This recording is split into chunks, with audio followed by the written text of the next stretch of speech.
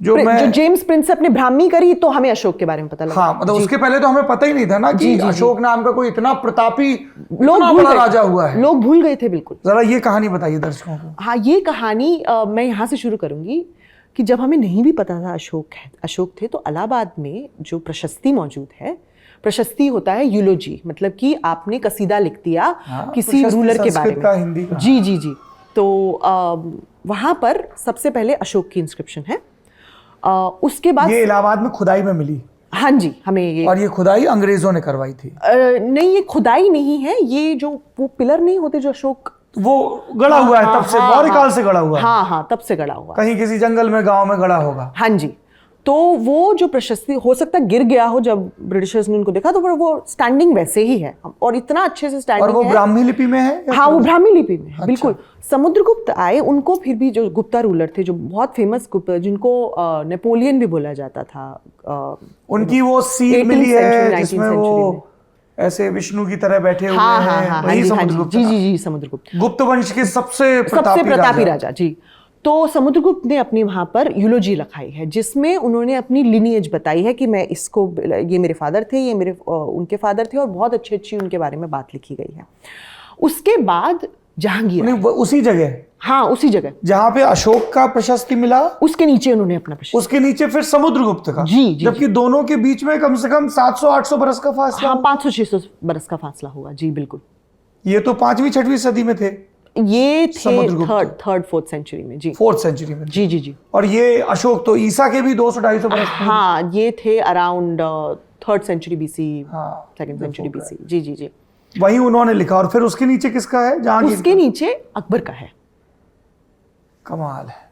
सबको था कि हम जब तक यहाँ नहीं लिखा लेंगे तब तक हम वहां नहीं होंगे। पर मुद्दे की बात ये है, मसला बहुत इंटरेस्टिंग ये है कि ना तो अकबर को ब्राह्मी आती थी, और उसके बाद जब जहांगीर आए उन्होंने भी लिखा, ना ही जहांगीर को ब्राह्मी आती। तो इनकी लिपियां क्या थी? समुद्रगुप्त की लिपि क्या थी? समुद्रगुप्त की लिपि भी वही थी, ब्राह्मी जी।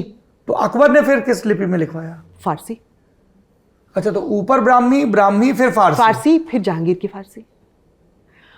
और उसके बाद भी 18वीं शताब्दी में कुछ रूलर्स थे जिन्होंने लिखवाया है। वो हमें पता नहीं कौन, कोई छोटे रूलर रहे होंगे, पर पॉइंट ये है सबका सब्जेक्ट मैटर सेम है। जबकि अकबर को नहीं समझ आया कि यहाँ क्या लिखा हुआ है। सबने अपनी लिनिएज के बारे में ही बात की है। जहांगीर बात करते हैं कि मेरी लिनिएज कितनी महान है, अकबर मेरे फादर थे, उससे पहले वो थे।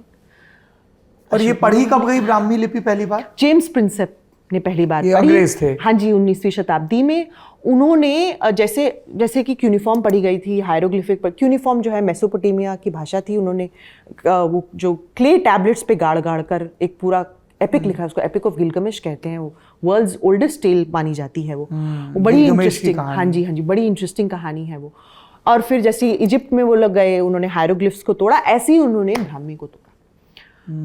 और उसके बाद हमें पता लगा, उनको पहले अशोक का नाम पता नहीं था। उन्होंने बोला कि कोई रूलर थे देवनाम प्रियदर्शी करके। देवनाम प्रियदर्शी, हाँ, देवनाम प्रियदर्शी, जो कि संस्कृत में है देवनाम प्रियदर्शी। और प्राकृत में देवताओं का प्रिय और दिखने में मनोहारी। वो कहीं ना कहीं लोग इसको इस लेजेंड से रिलेट करते हैं कि अशोक बड़े गुड लुकिंग नहीं थे, और इसीलिए उनको फिर उनका जो बिंदुसार थे, उनके जो फादर थे, उन्होंने रूल उनको देने से मना कर दिया क्योंकि वो बड़े कुरूप थे। और पर वहां तो लिखा है प्रियदर्शी, तो शायद इसीलिए उन्होंने अपना टाइटल इसलिए रखा प्रियदर्शी की। देवनाम प्रियदर्शी। हाँ जी, प्रियदर्शी बिहार में बहुत सारे लोग लिखते हैं। हाँ जी, बिल्कुल। तो टाइटल बहुत फेमस है। पर ये कितना सच है, क्योंकि जो अशोक की कहानी है वो कहीं ना कहीं बौद्ध धर्म से जुड़ी हुई है, और बौद्ध धर्म ने अशोक को यूज़ इसलिए किया क्योंकि बौद्ध धर्म को लगा कि भाई अगर हम अशोक को दिखा देंगे कि ये बहुत ही ख़राब राजा थे, और फिर क्योंकि उन्होंने बौद्ध धर्म तो माना ही था, उन्होंने अपनी इंस्क्रिप्शन में कबूल किया है, तो हम इनको ये बता पाएंगे कि भाई कितने प्रतापी राजा। देखो कैसे हमने चेंज करवा दिया। मैं ब्लैक से व्हाइट हो गया। बिल्कुल, क्या हृदय परिवर्तन ओवरनाइट हो गया बौद्ध बनने के बाद। जी। और सब जगह वो उदाहरण बताया जाएगा कि देखो इतना बड़ा राजा और उसको भी हमने ऐसे कर दिया, तो तुम भी ठीक हो जाओगे। तो और इतना खराब राजा प्रोपेगेंडा में तब यूज किया गया जी। पहले उनको चंडाशोक बोला जाता था, और बोला जाता था उन्होंने अपने 99 भाइयों का मर्डर करवा दिया। उनके पास एक अशोक हेल करके था, जहां पर अगर कोई गलती से गुजर जाए तो उसकी मौत हो जाती थी कि बस तुम आ क्यों गए, मतलब whimsical जो किलिंग है कि बस मारने के लिए मारना, प्लेजर के लिए मारना, इस तरीके से उनके कैरेक्टर को, हाँ कैरेक्टर को, और इसीलिए फिर वो क्योंकि कुरूप थे और इसीलिए कहा गया, तो उनको चंड अशोक बोला जाता था कि भाई बड़ा ही उनका एक वो। और उसके बाद उस हेल में कहते हैं कि एक बौद्ध धर्म के अनुयायी थे, वो चले गए और उनके जो हेल के जो बॉडीगार्ड थे उन्होंने पकड़ लिया। उन्होंने कहा भाई अब तो तुम्हारा खैर नहीं। तो उन्होंने कहा ठीक है भाई, तुम मुझे मारना चाहते हो तो मार दो। तो उन्होंने कुछ दिन उनको टॉर्चर वॉर्चर किया। उसके बाद 7वें दिन उन्होंने एक चमत्कार दिखाने शुरू कर दिया।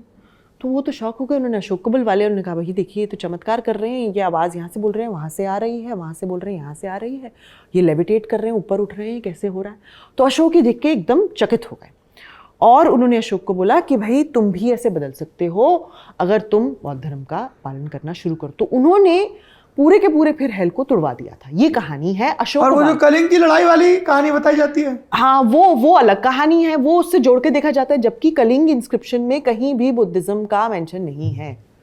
उन्होंने कभी ये बोला ही नहीं। उनको बस आत्मग्लानि हुई कलिंग के वॉर में कि भाई, और उसमें भी आत्मग्लानि, मैं यहाँ पर थोड़ा कास्ट को लाऊंगी, उसमें भी आत्मग्लानि सबसे ज़्यादा इस बात की हुई कि उन्होंने ब्राह्मणों को मार दिया, इतने सारे ब्राह्मण लाइव्स लॉस्ट हुई। और बाद में फिर वो बोलते हैं कि लोगों की लाइव्स लॉस्ट। ये ब्राह्मी लिपि में लिखे अवशेषों में ऐसा है? जी कलिंग का अवशेष, जी उनके 8th इंस्क्रिप्शन में, जो उनकी इंस्क्रिप्शन टोटल कितने मिले 8th रेगनल ईयर में उनके, हमें कम से कम भी आई थिंक 70-80 तो मिले ही मिले, जो कि पक्का है।